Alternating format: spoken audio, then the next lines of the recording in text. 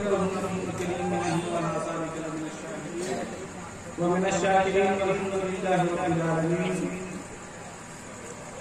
हम आप सबसे पहले की अब्दुल इकराम के साथ अहमद मुस्तफा मुहम्मद मुस्तफा सल्लल्लाहु अलैहि वसल्लम की बारगाह में दुरूद पाक का पेश करेंगे। अल्लाहु मुहम्मद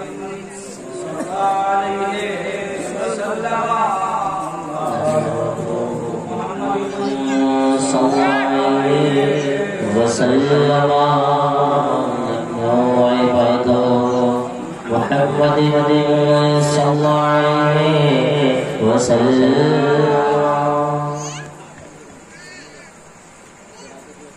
कौन कहता है कि लफ्ज़ों का खज़ीना लिख दो? कौन कहता है कि लफ्ज़ों का खज़ीना लिख दो? दिल की तख्ती पे फकत लफ्ज़े मदीना लिख दो।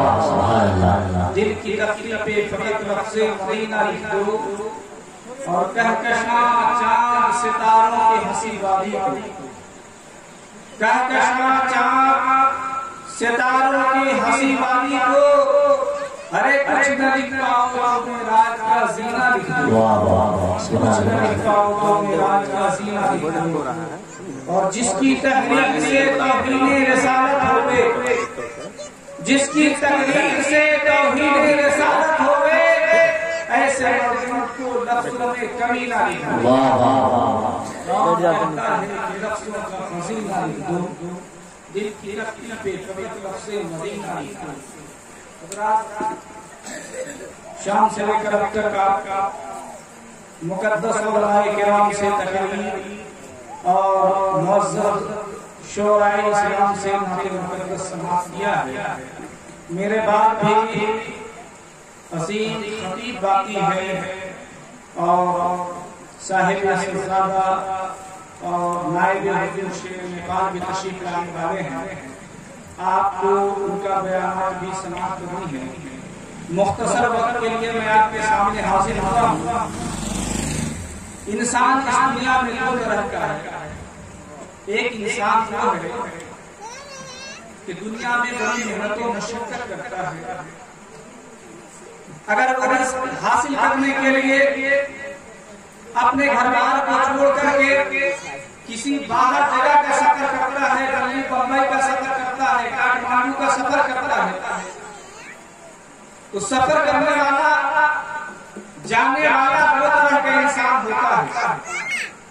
एक इंसान वो होता है कि जब घर बार छोड़ करके पैसा कमाने के लिए बाहर निकला है तो उसका मामूल ये बन जाता है कि जहां भी उसे रिज़्क़ मिल जाए, जहां से उसे आमदनी होने वाली हो, वो इंसान उस जगह पर पहुंचता है, पैसा कमाता है, इकट्ठा करता है।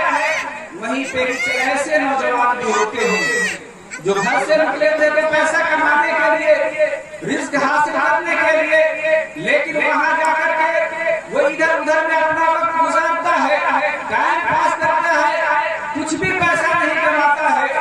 लेकिन हर चीज का एक सीजन होता है। जब सीजन खत्म हुआ अब वो दिल्ली बॉम्बे से वापस आने वाले दोनों तरह के लोग होते हैं। दोनों ने फोन किया कि अब्बा जान मैं अपने घर वापस होना चाह रहा हूँ। अब्बा की कुछ फरमाइश हुई, माँ की कुछ ख्वाहिशात हुई, बीवी की कुछ तमन्नाएं हुई, बच्चे को कुछ फरमाइश होते हैं कि अब्बा जान मेरे लिए फला चीज लाइएगा। अब वहाँ जाने वाले दो तरह के लोग थे। एक तो वहाँ जाकर के कमाया, बहुत पैसा कमाया, बहुत रिज़्क़ हासिल किया, खूब पैसा बटोरा, उसका आलम ये होता है कि बच्चे की ख्वाहिश भी पूरी कर रहा है, बच्चे के लिए खिलौना भी ले रहा है, माँ बाप के लिए कपड़े भी ले रहे हैं, बीवी की फरमाइश को पूरी भी कर रहा है। अब वो इंसान जब घर आने की तैयारी करता है तो उसके चेहरे तरोताजा होते हैं, खुशी के आसार उसके चेहरे से नमूदार होते हैं। जब वो घर की तरफ रवाना होता है तो वो खुशी में मचलता हुआ जाता है। वो ये सोचता है कि मैं जाऊंगा, बच्चों को खिलौना दूंगा, बच्चे खिलौना पाकर खुश हो जाएंगे, माँ बाप को पैसा दूंगा, माँ बाप पैसा पाकर खुशी में मचलने लगेंगे, बीवी की ख्वाहिशात के सामान को दूंगा, बीवी पाकर खुश हो जाएगी। वहीं पर दूसरा इंसान होता है जो ये सोचता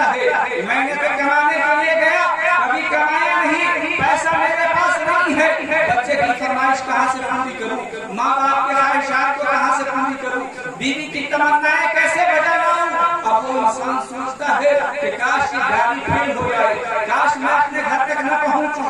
जब रास्ता में आता है, घर करीब होता है, अब वो इंसान तरह तरह के हीले और बहाने तलाश करने लगता है। कभी खुद अपने हाथ से अपना पान काट लेता है, ताकि ये सोचता है कि मैं घर वाले को जाऊंगा, ये बताऊंगा कि मैं तो पैसा बहुत कमाया था, लेकिन रास्ता में पैकेट मिल गया, मेरे पैकेट को साफ कर दिया, मेरे पास पैसा नहीं है, मैं आपके ख्वाहिश को पूरा नहीं कर सकूंगा। हज़रात गौर कीजिए, दोनों इंसान अपने घर से निकला था, बाहर कमाया था, लेकिन दोनों के आलम अलग अजीब है, दोनों का रंग अलग है। एक खुशी में मसरत और शादमानी के साथ आ रहा है, दूसरा के चेहरे पर भारा बज रहा है, दूसरा परेशान है कि मैं क्या जवाब दूंगा, मैं क्या बताऊंगा। यही है हमारा और आपके दरमियान से मरने वाले का होता है। अगर मरने वाला इस दुनिया से नेकोकार होता है, अच्छा होता है, नमाज का पाबंद होता है, शरीयत मुस्तफा पर अमल करने वाला होता है, माँ बाप को राजी करने वाला होता है, रसूल कायनात पर दुरूद पढ़ने वाला होता है, जब वो मरता है उसका आलम ये होता है कि वो कहता है कि ऐ दुनिया वालों, मुझे जल्दी से कब्रिस्तान ले चलो, मुझे रसूल कायनात की ज़ियारत करनी है। ऐ दुनिया वालों, मुझे जल्दी से कब्रिस्तान पहुंचा दो, ताकि कब्र के आलम में मैं रसूल कायनात की ज़ियारत कर दूं। और उसके दिल की आवाज निकलती है कि आप पूरे न समाएंगे कफन में आसी है, शर्म दूर भी उससे मुलाकात की। और वहीं पे दूसरा इंसान होता है, जो इंसान दुनिया में गुनाह किया, दुनिया में पाप किया, दुनिया में बुराई किया, दुनिया में दूसरे का हक मारा, माँ बाप की खिदमत न किया, माँ बाप को सताया, दुनिया में रिश्तेदार को सताया, दूसरे का हक मारा, वादा करके वादा खिलाफी किया, उसका आलम ये होता है वो मरने से बड़ा डरता है, मरने से बड़ा घबराता है, वो कांपता है, उसका बदन थरथराता हुआ नजर आता है, सोचता है कि मैं क्या करूंगा, कब्र में जाकर बड़ा भयानक मेरा अंजाम होने वाला है। वो तो यही कहता है कि मुजरिम को न शर्माओ, अहबाब कफन फेंक दो, और मुंह देख के क्या होगा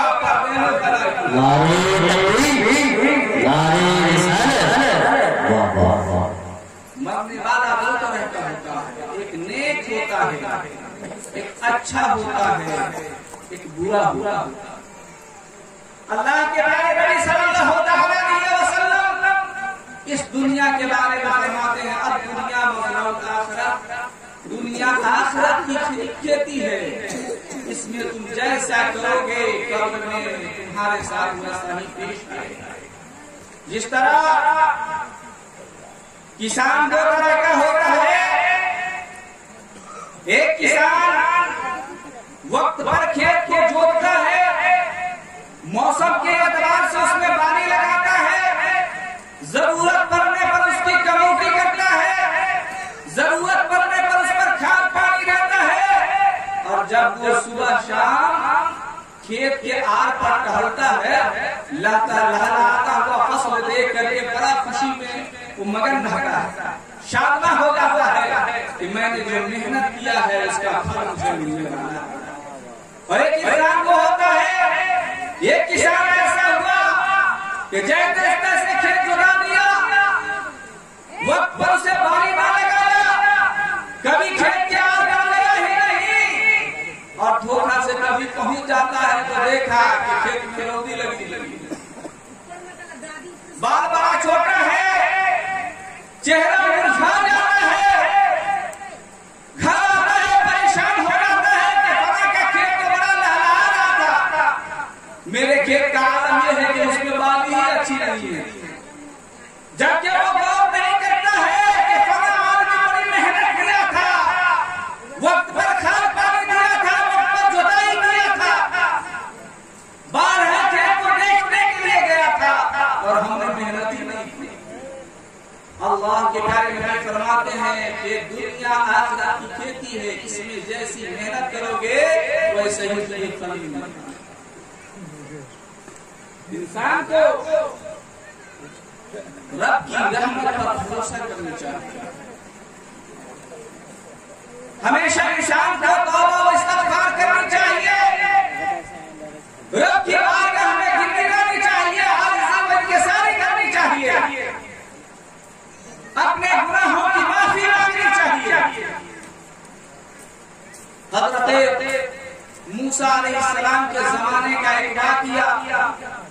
इमाम गज़ाली ने अपने मशहूर ज़माना किताब मुकाशिफात उल-उलूम में नकल किया है कि हजरत मूसा अलैहिस्सलाम का जमाना है। एक गुनहगार था, बड़ा पापी था, बड़ा बदचलन था, आपस में झगड़ा लगाया करता था। उसके खिलाफ हजरत मूसा अलैहिस्सलाम के पास लोगों ने फरियाद लेकर पहुंचा कि हुजूर इसके बारे में आप फैसला कर दीजिए, कहीं ऐसा न हो कि इसके गुनाह की वजह से अल्लाह का अज़ाब हमारे ऊपर भी नाज़िल हो जाए। हज़रत मूसा अलैहिस्सलाम ने रब की बारगाह में दुआ किया कि अल्लाह तबारक व तआला ये बड़ा बदचलन इंसान है, बड़ा बदखुल्क है, इसके बारे में तेरा क्या फैसला है? रब का हुक्म होता है उसे मोहल्ले से निकाल। हज़रत मूसा अलैहिस्सलाम ने हुक्म दिया कि इस इंसान को मोहल्ले से निकाल दिया। उसको मोहल्ले से निकाल दिया गया, लेकिन वो अपनी आदत से बाज न आया, दूसरे मोहल्ले में पहुंचा, वहां भी वही बदमाशी करना। फिर उस मोहल्ले के लोग हज़रत मूसा अलैहिस्सलाम के पास आए और उसकी शिकायत बयान किया। हज़रत मूसा अलैहिस्सलाम ने रब की बारगाह में इल्तिजा किया, मालिक मौला इस शख्स के बारे में तेरा क्या हुक्म है? रब का फरमान हुआ कि उसे उस मोहल्ले से निकाल दो। उस मोहल्ले से निकाल दिया, वो दूसरे शहर में चला गया। वहां भी अपने करतूत से बाज न आया, वहां के लोग भी परेशान इससे हो गए। फिर हज़रत मूसा अलैहिस्सलाम के पास आए और कहने लगे, क्या अल्लाह के नबी आप इस शख्स के बारे में कोई फैसला सुना दीजिए, हम लोग इससे परेशान हैं। हज़रत मूसा अलैहिस्सलाम ने रब की बारगाह में दुआ किया कि अल्लाह तबारक व तआला इस शख्स के बारे में तेरा क्या हुक्म है? हज़रत मूसा अलैहिस्सलाम पर वही नाज़िल हुई कि मूसा इसे शहर से बाहर निकाल दो और इसे ताकीद कर दो कि अब यह दोबारा शहर में आए। हज़रत मूसा अलैहिस्सलाम ने उस शख्स को अल्लाह का फरमान सुना दिया। गुनहगार तो था, पापी तो था, लेकिन अल्लाह का फरमान जानने वाला ना था। वो जंगल में चला गया, अपनी जिंदगी गुजारने लगा, फल फूल खाकर अपनी जिंदगी बसर करने लगा। एक जमाना ऐसा आया कि वो बीमार पड़ गया और बीमारी बढ़ती गई। अब वहां कोई देख रेख करने वाला नहीं है। अब इतना वो कमजोर हो गया कि उठ करके जंगल से कोई फल भी लाकर खा नहीं पा रहा, बिस्तर पे करा रहा है। ऐसे आलम में अब उसे रब की रहमत के सिवा कुछ नजर नहीं आता। अब वो अपने सारे गुनाहों में मालिक और शर्मिंदा हुआ, रब की बारगाह में इल्तिजा करने लगा कि मालिक मौला मैं तेरा नाफरमान बंदा हूं, मैं तेरा गुनहगार बंदा हूं, लेकिन तेरा बंदा तू मेरा रब है, तू मेरा पालने वाला है, तू गफूर रहीम है, तू मेरे ऐब का पर्दा डालने वाला है। ऐ मालिक मौला मेरे ऊपर रहम फरमा, मेरे ऊपर करम फरमा। आज मैं आबादी में होता, अपने घर होता, मेरे बीमारी की खबर मेरे बच्चे तक पहुंचती, तो मेरी बीवी मेरे पास आती, मेरे बच्चे मेरे पास आते, मेरी बच्चियां मेरे पास आती, खबरगिरी करती, हाल खबर पूछती। लेकिन आज मैं जंगल में हूं, मेरा कोई पुराने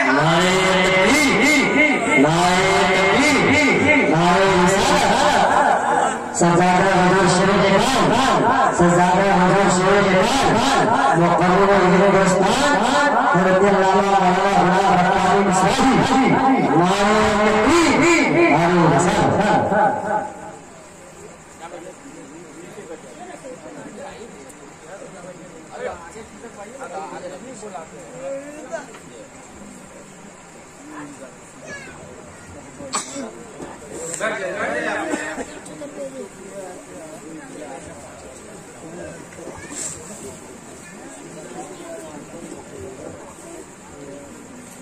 दुरूद पाक पढ़िए अल्लाहुम्मा सल्ली अला सय्यिदिना मुहम्मद बारिक वसल्लम सलाम अलैहि या रसूलल्लाह सल्लल्लाहु अलैहि वसल्लम। वो इंसान रब की बारगाह में फरियाद कर रहा है, हे मालिक मौला, आज अगर मैं घर पे होता तो मेरे बच्चे मेरे सामने होते, मेरी बीवी मेरे सामने होती, मेरी बच्चियां मेरे सामने होती, बड़ी आसानी से मेरी रूह निकल जाती। ऐ मालिक मौला, तू रहीम है, मेरे ऊपर रहम फरमा, मेरे गुनाहों की मग़फ़िरत फरमा दे। अल्लाहु अकबर। जब वो रब की रहमत को आवाज देता है, अल्लाह तबारक व तआला उसके ऊपर रहमत आ जाता है। अल्लाह तबारक व तआला फरिश्ते को हुक्म देता है कि ऐ फरिश्ते, तुम उनके बीवी, उनके बच्चे, उनके खेशो आकारी की शक्ल में मुतशक्किल हो जा और उसके इर्द गिर्द चला जा, ताकि मेरे बच्चे की, मेरे बंदे की रूह आसानी से निकल जाए, उसकी रूह निकल जाती है। इधर हज़रत मूसा अलैहिस्सलाम वो अल्लाह ताला का हुक्म होता है कि मेरे नबी, फला जंगल में मेरे दोस्त का इंतकाल हो गया है, जा उसे गुस्ल दे, कफन पहना, उसकी जनाजा पढ़। उसकी निशानदेही होती है। हज़रत मूसा अलैहिस्सलाम अपने चंद अहबाब को लेकर के जब उस जगह पे पहुंचते हैं जहां की निशानदेही हुई थी, हज़रत मूसा अलैहिस्सलाम देखकर दंग है कि वही पापी है, वही खाती है, वही गुनहगार है जिसके बारे में रब का हुक्म हुआ था कि इसे आबादी से निकाल दे। हज़रत मूसा अलैहिस्सलाम रब की बारगाह में दुआ करते हैं, हे मालिक मौला, ये रात समझ में नहीं आ रहा, ये बात समझ में नहीं आ रही है, ये तो बड़ा बदचलन था, बड़ा बदजुल्म था, बड़ा गुनहगार था, ये तेरा दोस्त कैसे हो?